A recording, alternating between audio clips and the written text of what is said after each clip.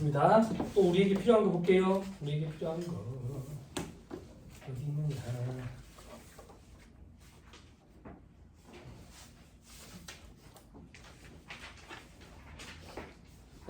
441페이지. 441페이지 맨 밑에 4번. 업무용 수용차를 임차해서 사용하다가 리스에서 쓰다가 리스 기간 만료했는데 취득하기로 해버렸대. 취득하기로.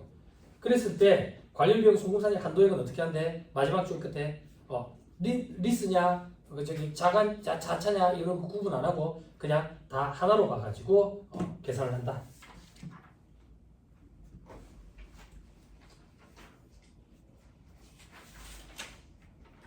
됐죠? 됐죠? 자, 그리고 여러분 요 얘기 하나만 할게. 이거 지금 책에서 못 찾아서 말로 줄게. 리스를 하다가 리스 기간 만료되면서 내가 차를 그냥 인수하기로 했어. 인수하기로 했다고. 감가상각비 한도 연간 800이잖아. 연간 800이잖아. 리스하면서 감가상각비 한도 초과된 게 있어. 한도 초과된 거. 그거는 그 다음부터 이제 추인해 가는 거야. 추인해 가는 거야. 그리고 조금만 더 중간에 그렇게 되면 월할 상각을 해야 되잖아. 월할 상각을 해야 되는데 언제 취득하게 되냐면 만약에 7월 12일이라고 가정할게. 그럼 앞에 리스 기간이 7개월이야. 그리고 자차인 기간은 6개월이고 그럼 1년이 13개월이 되어버린다고. 뒤에서 일반적으로 하나를 빼. 그래 12개월을 맞춰준다고. 12개월을. 그래 안 되겠어.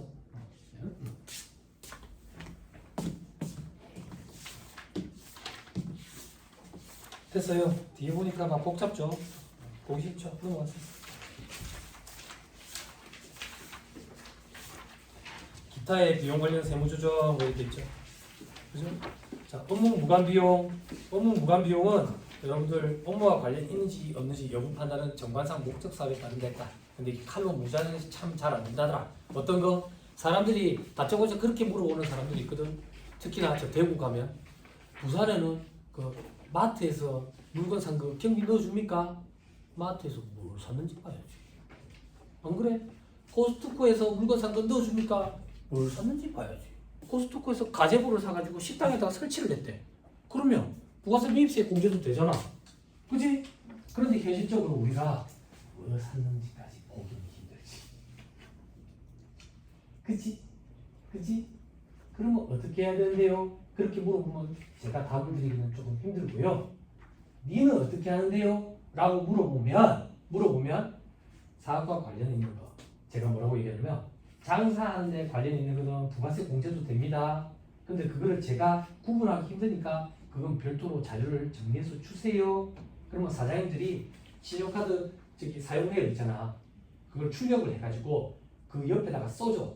요 금액 중에 얼마는 뭐 산 거, 그릇 산 거, 뭐 이런 식으로 써준다. 싫다고? 어떻게 싫어하는 사람 있는데? 난 넣어주더라. 그렇게 하고. 응? 바라고 안 했는데. 안 하는다고? 너무 많아요. 건수가. 근데 왜 다 넣어줘? 너무 많은데. 소명 안 하니까. 그렇게 생각하시면 안 돼요.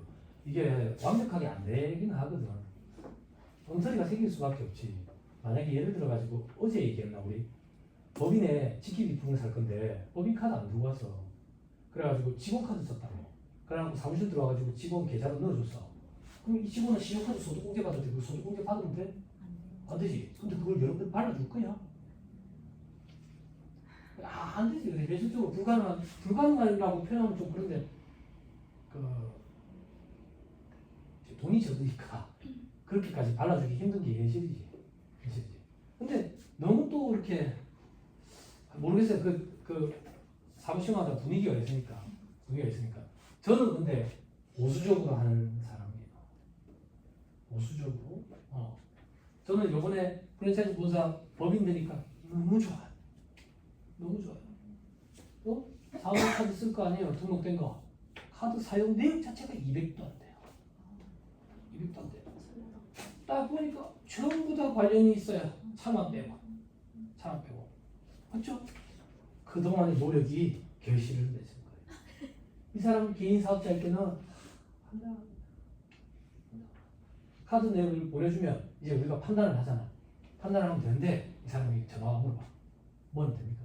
뭐는 안 됩니까? 뭐는 됩니까? 뭐는 안 됩니까? 세 번 강의를 해야 돼. 강의를 해야 돼. 근데 뭐가 불쾌하냐면 그렇게 입력을 해서 부가세 신고를 끝내잖아. 카드 내역만 입력하고 보내더래.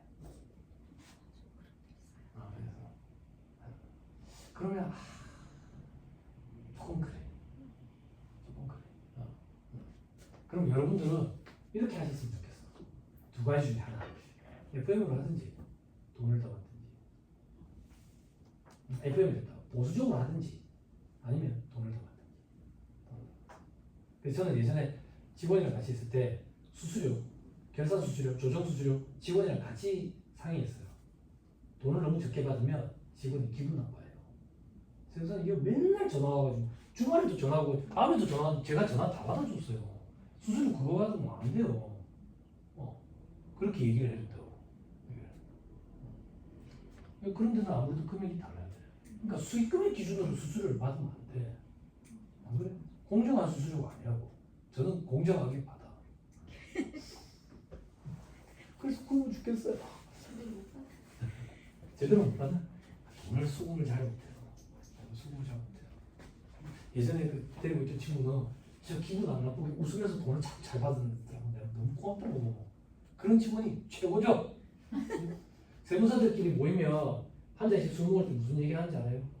세무사업에 돈 받아내는 게 90%. 세무사업 일하는 것 중에 90%는 돈 받아내니까. 그 정도로 돈 받기는 힘들까.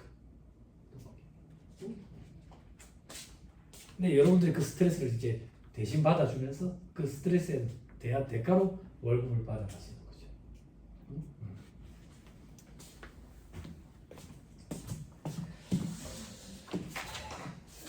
나머지는 뭐 자본 배당이 되는 거고.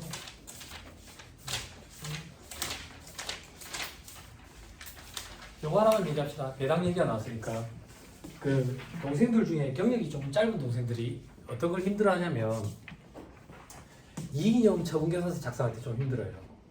세무사님 이익인형 처분계산서 작성하고 나니까 더 좋다는 더 좀 세무사에서 상한 세무사랑 프로가 자꾸 마감을 안 해줘요. 차이 금액이 있습니다. 이러면서 이익인형 처분 전 금액 어쩌고 저쩌고 자꾸 그 숫자가 뜨는데 제가 가만 보니까 이게 배당 금액인 것 같아요. 시점의 차이 때문이야. 시점의 차이. 그걸 동생들이 잘 몰라. 그거 조금만 짚어줄게.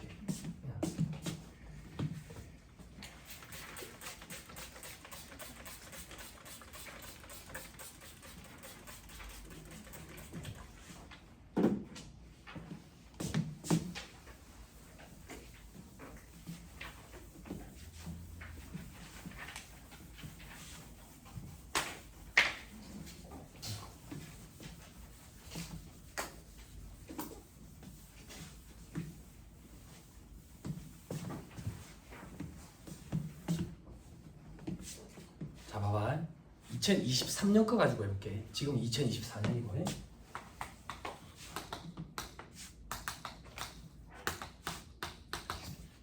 2023년에 장사를 했기 때문에 이익이 생겼어. 그 이익이 여태까지 쌓여 있어서 잉여금이 돼 있다고. 잉여금.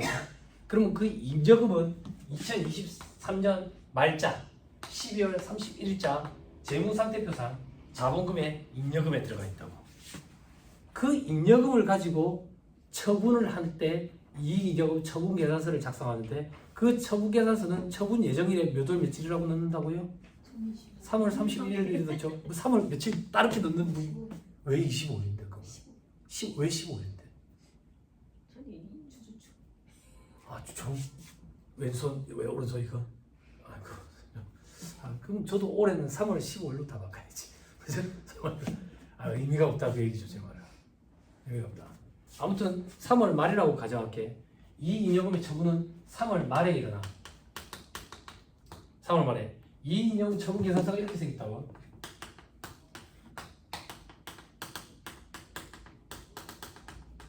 제일 처음에 미처분이 이 잉여금이고요. 그리고 이 그리고 처분 차비 이렇게 올라와. 이 미처에 작년에 처분하고 남은 작년 입장에서는 차기율, 올해 입장에서는 정기율이 오는 거지. 여기에 올해 장사에서 들어온 당기순이익, 넷 인컴이라서 당기순이익 이렇게 써요. 근데 혹시나 중간 배당한 게 있으면 이제 꼬이기 시작하는 거예요. 머리가 아프다고. 중간 배당한 거는 빼야 돼. 자, 이익은 아마 거의 없을 거예요. 그럼 요걸 가지고 우리는 처분을 하는 거야. 처분을. 그럼 요렇게 생각하면 편해. 여기까지는 2023년이야. 여기서부터가 2024년이야. 그래서 요번에 배당을 준대. 배당 1억. 그러면 차기로 넘어가는 거. 즉, 요 시점의 금액이 요로 와서 1억을 차감하고 나머지 금액이 기말로 넘어가는 거야.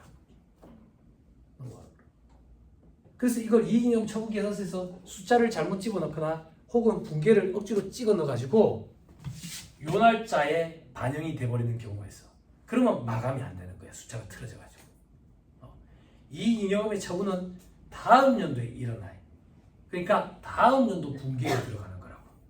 그렇게 생각해야 돼. 오케이? 됐죠? 됐죠? 근데 이익잉여 처분 계산서가 전년도랑 비교식으로 뜨니까 이게 막 헷갈리는 거예요. 천천히 생각하면 돼. 다음 연도에 반영이 되는 거네. 다음 연도에. 그죠? 그리고 요 얘기하니까 조금만 더 생각해서 우리 그거 원전세 신고 놓친 적 있다 했잖아. 원전세 신고 놓친 적 있다 했잖아.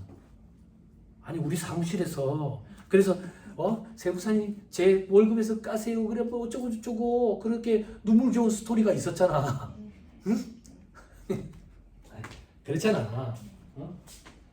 그런 일이 왜 벌어진다 했는데 우리가 가질금 정리하려고 하다 보니까 실질적으로 저 배당을 지급하지 않지. 그렇잖아. 그러면 세법에는 배당을 지급하지 않고 있으면 완전 기다려주는 게 아니야. 왜? 원천세 신고를 해야 되니까.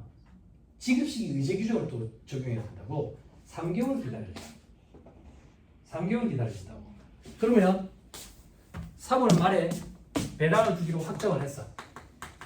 그럼 3개월 기다려주니까 6월 말 일자에 지급한 걸로 의제를 해서 7월 10일에 원천세 신고가 들어가야지. 됐죠? 됐어요? 왜 이 얘기를 하는데 혹시나 여러분들이 가질금 정리하려고 사업주한테 배당을 주게 하자 했는데 깜빡해버렸어. 그래서 원천세 신고도 놓친 거야.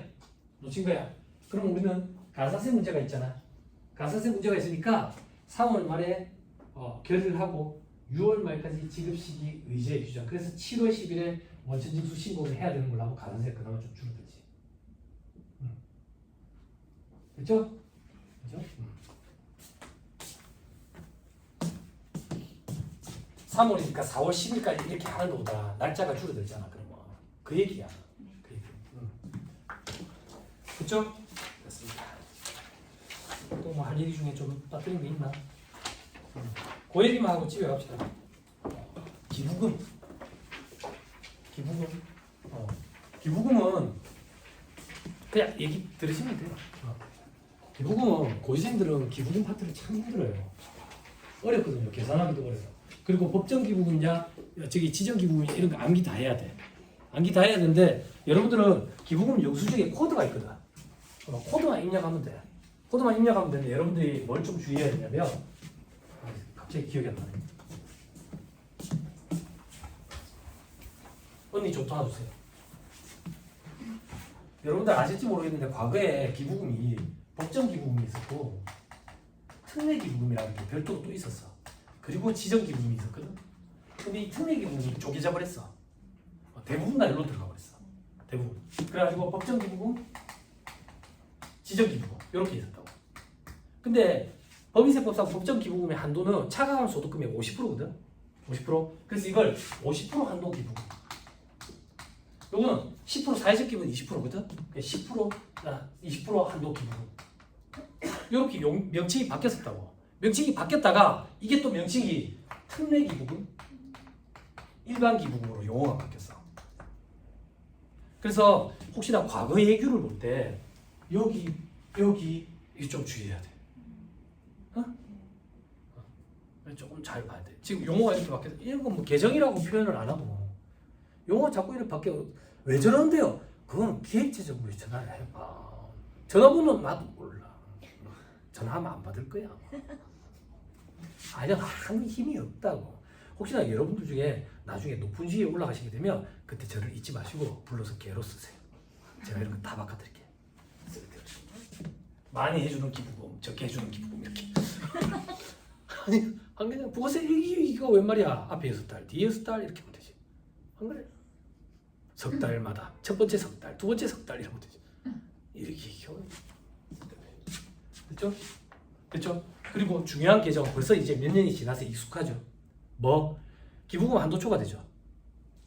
기부금은 업무와 관련 없는 지출이기 때문에 저희 송금을 인정하지 않는 것이 원칙인데 기부문화 활성화 차원에서 한도를 정해놓고 한도 내에서 송금 인정한다고. 그럼 그렇게 질문하는 사람들이 있어. 기부문화 활성화 차원이면 한도를 왜 갖다 대는데? 한도 없이 해주면 되지. 한도를 갖다 대고 2월에서 송금으로 인정해 준다고. 2월에서 송금으로 인정해 주면 그게 어디에 나타나냐? 법인세 계산구조에 결산상 단기순이익, 입금살인, 소금살인, 소금살인, 입금살인.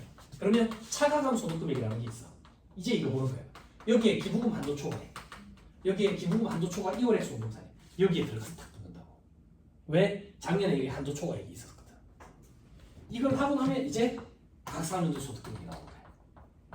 이게 세법상 소득. 여기에 마이너스면 세법상 결손금. 15년 동안 2월 공제. 이런 식으로. 됐어요? 됐나요? 네, 여러분들 기부금 영수증 코드를 잘 보고 기입하면 돼요. 산식적 안 보여줍니까? 산식 보여주면 그냥 가 지금 10분도 안 남았는데도 불구하고 못 버티고 간다고. 고시생들도 힘들어요. 코드만 보고 잘 입력하시면 되고 여러분들이 기억하실 거는 2월 규정. 과거에는 올해 지출한 기부금부터 한도까지 경비로 인정을 하고 송금으로 인정을 받고 그리고 여유가 있으면 2월 된 걸 송금에 삽입시켰다고. 그래서 참 지저분했어. 한도 초과된 거 이거 관리하기가. 근데 이게 완전 반대로 바뀌어버렸지. 어떻게? 옛날 걸 먼저 송금 산입하고 뒤늦게 지출한 기부금이 뒤로 밀려가는 거지. 그러면 훨씬 더 2월이 오랫동안 적용이 되면서 송금으로 인정받을 수가 있겠지. 즉 동생들은 무슨 말인데요? 결손금 2월 공제랑 똑같이 한다 그 얘기야. 그러면 과거에 결손금이 여러 개 있었대. 옛날 거부터 먼저 공제해. 과거에 기부금 한도 초과액이 여러 개 있었대. 옛날 거부터 먼저 해. 됐죠? 그리고 2월은 몇 년 동안 2월 해준대? 10년 동안 2월 해줘. 근데 경과 규정이 좀 있다고. 주의해야 된다고. 과거에 언니 좀 도와주세요. 과거에는 법정 기부금, 지정 기부금 한도 초과액 2월의 규정이 1년, 3년, 3년, 5년, 뭐 5년 이러다가 지금 10년으로 바뀐 거야. 여러 번 바뀌었어. 복잡잖아. 꼴 복잡지? 그지? 그 고시생들도 엄청 짜증낸다고. 그래서 법이 개정을 일으킬 때 뭐라고 못 박았냐면 2013년 1월 1일 이후 지출분부터는 다 10년 적용. 10년 2월 적용. 그러면 올해 한번 가정해볼게. 2013년에 지출한 게 4, 5, 6, 7, 8, 9, 0, 1, 2, 3. 땡! 날아갔네? 그러면 2014년께 올해 적용을 받겠네. 2014년 거부터. 그치? 그렇게 하면 되겠지. 아니, 손가락 우리 10개니까 할 수 있잖아. 그 정도로. 아니 저희 애한테 9 빼기 7 이런 거 시키면 잘한다고. 11 빼기 7 이러면 그런 거 하지 마. 아빠가 도와줄게. 손가락 이렇게 갖다 대라. 그러면 애가 막 이렇게 살리게 돼. 모지랑 발가락도 이렇게 갖다 대라. 됐죠? 예뻐 죽겠습니다. 진짜 너무 예뻐요 애들이. 자, 기부금은 요거 좀 주의하시면 되고, 강의할 때 이건 말씀드리기가 조금 조심스럽지만 법인인 경우에는 아마 좀 없겠지만 거짓 기부금 영수증 끊으면 안 돼요. 거짓 기부금 영수증. 그리고 그런 사업주들이 있어요. 개인 사업도 하면서 법인의 대표이사도 있어요. 대표이사도. 근데 기부를 평소에 많이 하는 스타일이에요. 저희 거래처 중에 있어요. 그러면 어디로 하는 게 나을까요? 이렇게 물어보는 사람들이 있다고요. 개인 사업자 소득이 높아가지고 구간이 좀 높으면 개인 사업자에 넣는 게 훨씬 더 유리해요. 그런데 한도 규정이 걸리니까 좀 따져봐야 돼. 미리 계산하기 참 힘들지. 니는 어떻게 하는데? 반반을 했어. 아까 전화 왔어. 강의하고 있는 중에 어떻게 하지? 그러는 거야. 반반할까? 반반. 한 해 매출이 2억에서 3억 정도 되는데 기부를 2,500만 원을 해요. 대단하지 않아요? 그래서 기부를 왜 그렇게 많이 하냐니까 11조가 그걸 한대요. 그래서 11조가 뭐 하는 건지 난 모르겠는데, 그러니까 내가 이번에 그 교회 가서 기도할 때 이번에 큰 건이 하나 있는데 이 건을 성사시켜 주시면 1,000만 원을 기부하겠습니다라고 기도를 했대. 저는 진짜 악마지. 거기다 대고 거기서 사장한테 뭐라고 얘기했냐면 그 기도하는 거 누가 들었어? 아무도 안 들었대. 그런데 그걸 진짜 냈어? 냈대. 수수료 좀 올려줘. 청구해. 몽창 청구해. 제가 드리고 싶은 얘기는 매출의 기준이 아니라 기부를 많이 하시는 분들이 계시더라고요. 네? 근데 기부 많이 하시는 분 있어요? 거래처 중에? 매출이 자꾸 늘어요. 왜 늘는지 알죠? 그래서 여러분 저는 사탄 아닙니다. 종교 이런 거 없는데 우리 예전에 그런 거 있었잖아. 장사하는 사람들 교회 다닌다고. 거기서 기부하는 사람들끼리 네트워크가 엄청나. 거기서 일감을 서로 이렇게 하더라고. 그래서 그걸 보면서 이 회장을 이겨야 되나? 뭐 이런 생각을 또 하게 됐는데 아무튼 긍정적인 면도 있더라. 아무튼 대단하죠. 부끄럽더라고요. 됐습니다. 이 정도 하시죠. 해마다 강의할 때마다 부족함을 좀 느끼거든요. 부족함을 좀 느끼고 요번에는 아싸리 마음을 먹었거든. 지난주랑 요번 주는 조투법 얘기 안 하고 법인세법 얘기를 많이 해야지 그랬는데 지난주에 하고 나서 요번 주에 그 조투법 해달라고 오겠다고 그래서 조투법을 준비해가지고 얘기를 하는데 그 사람들은 안 왔고 그래 와 이게 참 쉽지 않아요. 쉽지 않은데 조투법은 올해 이슈되는 거니까 좀 얘기를 드렸고 그렇게 생각을 하시면 좋을 것 같아요. 그리고 앞으로도 이런 강의가 얼마 안 남았을 거예요. 이런 걸 여러분들이 발품을 좀 하셔가지고 어쩔 수 없어요. 간접 경험 이건데 이게 소련말이라서 혼자 안 읽어진다고. 그럼 다 같이 모여가면 동기부여도 되고 앞에서 책 읽어주는 남자가 끊어서 읽어주면 이해도 빠르고 그죠? 그리고 시간 내기 힘든 거 아는데 웬만하면 긴 강의로 줘. 긴 강의로. 책도 이렇게 짜깁기한 책 말고 원래 본서 두꺼운 거 이런 걸로. 그런 거는 보관해주면 돼. 오랫동안 빠진다고. 그렇게 해가지고 내년에 업그레이드가 와야 돼요. 업그레이드. 그죠? 내년에 제가 분명히 기억을 못 할 거예요. 기억을 못 할 건데 내년에 와가지고 그렇게 얘기할 거예요. 작년에 누가 업그레이드가 온다 했는데 이렇게. 그죠? 그러면 질문을 집중적으로 할 테니까. 그죠? 저한테 또 질문하신 분들 계시죠? 내년에 업그레이드 돼 있어야 돼요. 내년에 동생들한테 진짜 맛없니다 보여줄 수 있도록. 그죠? 법률 용어로 좀 답지해가지고. 자, 그만하시죠. 강의 힘들어 고생 많았습니다. 수고하셨습니다. 알겠습니다.